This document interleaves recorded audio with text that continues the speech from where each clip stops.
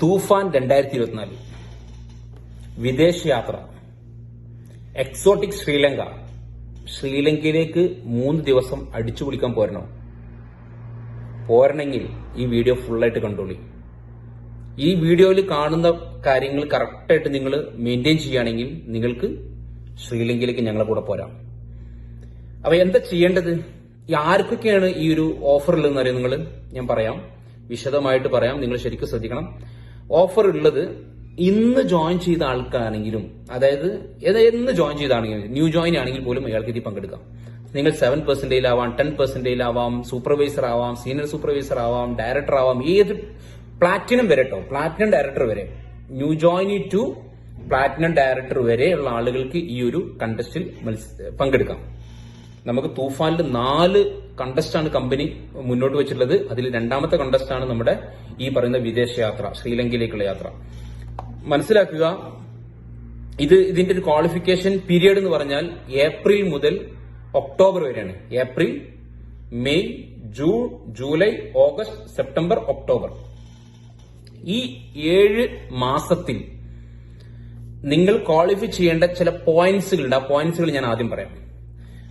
Up to non qualified director വരെ, അതായത് നിങ്ങൾ consultant, senior consultant, supervisor, senior supervisor, non qualified director, ഈ title വരെയുള്ള ആളുകൾക്ക് വേണ്ടത് 14 പോയിന്റ് ആണ് ഇത് ക്വാളിഫൈ ചെയ്യാൻ കേട്ടോ. ഈ 14 പോയിന്റ് എന്ന് പറഞ്ഞാൽ 7 മാസത്തിനുള്ളിൽ ഉണ്ടാക്കിയെടുത്താൽ മതി. 7 മാസം നമ്മുടെ മുന്നിൽ സമയമുണ്ട്. 14 പോയിന്റ് ഉണ്ടാക്കാനേ ഉള്ളൂ. സിമ്പിൾ ആണ്. ഡയറക്ടർ എന്ന ടൈറ്റിലാണ് നിങ്ങൾ മാർച്ച് മാസത്തിലെങ്കിൽ, മാർച്ച് മാസമാണ് നമ്മുടെ ബേസ് മന്ത്.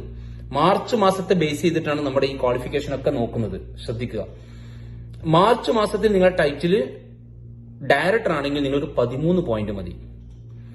മാർച്ച് മാസത്തിൽ നിങ്ങളുടെ ടൈറ്റിൽ സീനിയർ ഡയറക്ടർ ആണെന്നുണ്ടെങ്കിൽ നിങ്ങൾക്ക് 12 പോയിന്റ് മതി.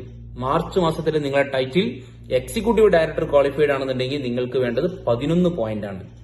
മാർച്ച് മാസത്തിലെ നിങ്ങളുടെ ടൈറ്റിൽ ക്വാളിഫൈ ചെയ്ത ടൈറ്റിൽ SCD ആണെങ്കിൽ നിങ്ങൾക്ക് വേണ്ടത് 10 പോയിന്റ് മതി. മാർച്ച് മാസത്തിൽ നിങ്ങളുടെ ടൈറ്റിൽ, നിങ്ങൾ അച്ചീവ് ചെയ്തിട്ടുള്ള ടൈറ്റിൽ പ്ലാറ്റിനം ഡയറക്ടർ ആണെന്നുണ്ടെങ്കിൽ നിങ്ങൾക്ക് 9 പോയിന്റ് മതി. അക്യുമുലേറ്റ് ചെയ്ത് ഉണ്ടാക്കിയാൽ മതി ഈ പോയിന്റ്. ഈ 7 മാസവും നിങ്ങൾക്ക് സമയമുണ്ട്. ഇനി എങ്ങനെ ഈ പോയിന്റ് നമുക്ക് കിട്ടുക എന്നുള്ളതാണ് നമ്മൾ ഇനി ചർച്ച ചെയ്യുന്നത്. എല്ലാ കൺസൾട്ടന്റിനും അതായത് നമ്മൾ മാർച്ച് മാസത്തിൽ നിങ്ങളുടെ ടൈറ്റിൽ ഏതാണോ അതേ ടൈറ്റിൽ നിങ്ങൾ ഏപ്രിൽ മാസം മെയിൻറ്റെയിൻ ചെയ്യുക. സെയിം ടൈറ്റിൽ തന്നെയാണ് നിങ്ങൾ ഏപ്രിൽ മാസത്തിലും നിൽക്കുന്നതെങ്കിൽ നിങ്ങൾക്ക് 1 പോയിന്റ് കിട്ടും.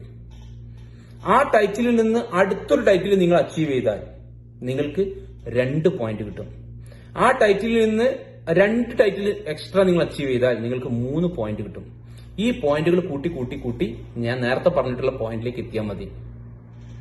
ഓക്കെ, ഇനി മനസ്സിലാക്കേണ്ട ഒരു കാര്യം, നിങ്ങൾ നോൺ ക്വാളിഫൈഡ് ഡയറക്ടർ മുതൽ, ഇപ്പൊ നോൺ ക്വാളിഫൈഡ് ഡയറക്ടർ ആണ് നിങ്ങൾ മാർച്ചിലെങ്കിൽ, നിങ്ങൾ ഏപ്രിൽ മാസത്തിൽ നിങ്ങൾ ക്വാളിഫൈഡ് ഡയറക്ടർ ആണെങ്കിൽ നിങ്ങൾക്ക് 1 പോയിന്റ് കിട്ടും. ഇനി മാർച്ച് മാസത്തിൽ നിങ്ങൾ നോൺ ക്വാളിഫൈഡ് ഡയറക്ടർ ആണ്, ഏപ്രിൽ മാസവും നിങ്ങൾ നോൺ ക്വാളിഫൈഡ് ഡയറക്ടർ ആണ്, മെയ് മാസം നിങ്ങൾ ക്വാളിഫൈഡ് ഡയറക്ടർ ആണ്, അപ്പൊ നിങ്ങൾക്ക് 1 പോയിന്റ് കിട്ടും. ഇനി ഈ 2 മാസം നിങ്ങൾ നോൺ ക്വാളിഫൈഡ് ആണ്, മാർച്ചിലും ഏപ്രിലും നിങ്ങൾ നോൺ ക്വാളിഫൈഡ് ആണ്, അപ്പൊ പോയിന്റ് ഉണ്ടാവില്ല കേട്ടോ. കാരണം നോൺ ക്വാളിഫൈഡ് ആണ്. ക്വാളിഫൈഡിലേക്ക് എത്തുന്ന സമയത്താണ് നമുക്ക് പോയിന്റ് വരുന്നത്. ക്വാളിഫൈഡ് ഡയറക്ടറിലേക്ക് എത്തുന്ന സമയത്ത് അവിടെ ഒരു പോയിന്റ് വരും. മാർച്ച് മാസത്തിൽ നിങ്ങൾ നോൺ ക്വാളിഫൈഡ്, ഏപ്രിൽ മാസവും നിങ്ങൾ നോൺ ക്വാളിഫൈഡ് ആണെങ്കിൽ അവിടെ ക്വാളിഫിക്കേഷൻ മെയിൻറ്റെയിൻ ചെയ്തു എന്നുള്ളതിലേക്ക് അവിടെ പോയിന്റ് ഉണ്ടാവില്ല. പകരം ഡയറക്ടർ എന്ന ടൈറ്റിൽ മിനിമം നമ്മൾ എത്തുന്ന സമയത്താണ് നമുക്ക് ഈ പോയിന്റ് വരുന്നത്. ഇനി നിങ്ങൾ മാർച്ച് മാസത്തിൽ നോൺ ക്വാളിഫൈഡ് ആണ്, ഏപ്രിൽ മാസം നിങ്ങൾ ക്വാളിഫൈഡ് ഡയറക്ടർ ആയാൽ 1 പോയിന്റ്, മെയ് മാസം നിങ്ങൾ ക്വാളിഫൈഡ് സീനിയർ ഡയറക്ടർ ആയാൽ നിങ്ങൾക്ക് അവിടെ വരുന്നത് 2 പോയിന്റ് ആണ്. കാരണം 2 പോയിന്റ് ആവാൻ കാരണം നിങ്ങൾ മാർച്ചിൽ നോൺ ക്വാളിഫൈഡ് ആണെങ്കിൽ, മാർച്ചിൽ നോൺ ക്വാളിഫൈഡ് ആണെങ്കിൽ ഏപ്രിലിൽ നിങ്ങൾ ക്വാളിഫൈഡ് ഡയറക്ടർ ആണെങ്കിൽ നിങ്ങൾക്ക് 1 പോയിന്റ് കിട്ടി. 1 പോയിന്റ് അല്ല, 2 പോയിന്റ് കേട്ടോ, 2 പോയിന്റ് കിട്ടി. ഇനി നിങ്ങൾക്ക് മാർച്ചിൽ നോൺ ക്വാളിഫൈഡ് ഉള്ള ആള് ജൂണിൽ നിങ്ങൾ സീനിയർ ഡയറക്ടർ ആണെങ്കിൽ നിങ്ങൾക്ക് അവിടെ 3 പോയിന്റ് കിട്ടി. കാരണം നിങ്ങൾ 2 ടൈറ്റിൽ അച്ചീവ് ചെയ്തിട്ടുണ്ട്. ഡയറക്ടർ എന്ന ടൈറ്റിലും കഴിഞ്ഞു, സീനിയർ ഡയറക്ടർ എന്ന ടൈറ്റിലേക്ക് എത്തിയിട്ടുണ്ട്. സ്വാഭാവികമായിട്ടും നിങ്ങൾക്ക് അവിടെ 3 പോയിന്റാണ് ലഭിക്കുന്നത്.